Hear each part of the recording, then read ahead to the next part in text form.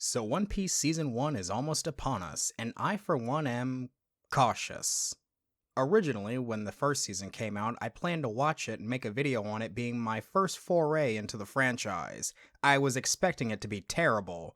To my surprise, and even the surprise of my friend group that actually watches One Piece, it was pretty good. It was like really good. Remember, this show had absolutely everyone expecting it to be like every other live action anime adaptation. Netflix was working on it, Tomorrow Studios was producing it, the studio that just came off the heels of that horrible Cowboy Bebop adaptation that was so bad even the original creator had to throw shade. Even hearing that Oda has involvement wasn't really assuading anyone's doubts. I can't imagine why. With modern media, the standard operating procedure that we've been conditioned into is scrutinize first, ask questions later, possibly never if you never decide to watch it.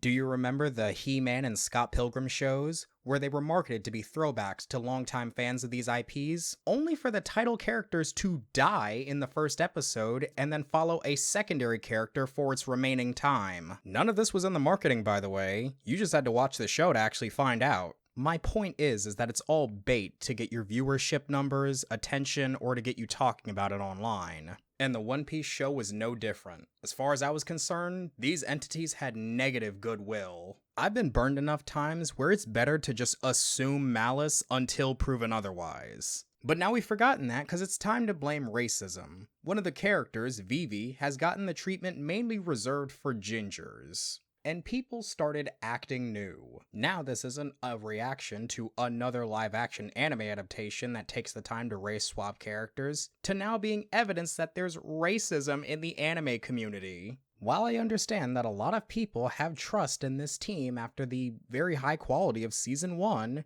we also need to remember that this is fucking Netflix! All parties involved have a history of doing this exact thing. One good season does not absolve you of getting the side eye.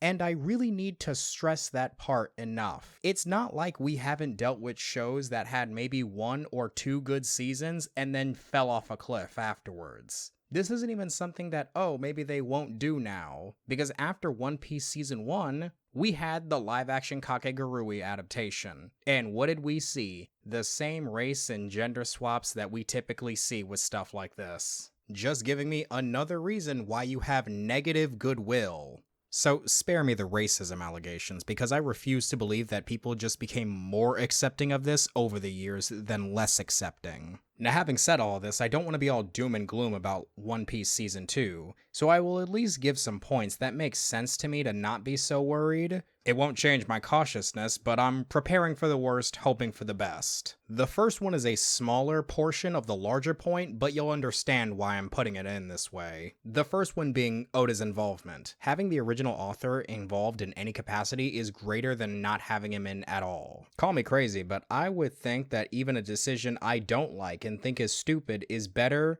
when the mangaka does it rather than some other person doing it. We know that at the very least they have to get his approval for decisions, like casting and the like, which is really good.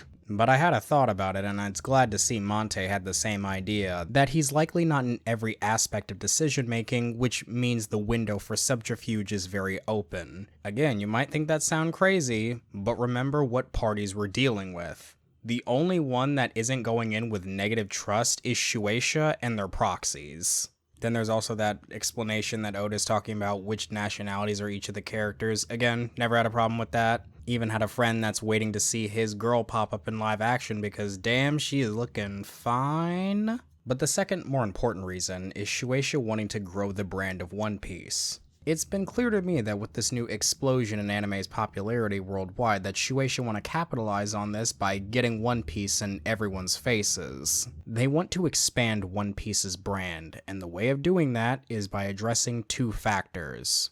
First is the people already into anime. Despite all the praise you hear about One Piece being good, and Toei getting their act together by bumping up the quality of the animation, the length is its biggest death nail. This is an anime that's been airing weekly since the early 2000s. People are going to see that and not want to bother with what they perceive as a Sisyphusian task. Even I slightly fall into that group.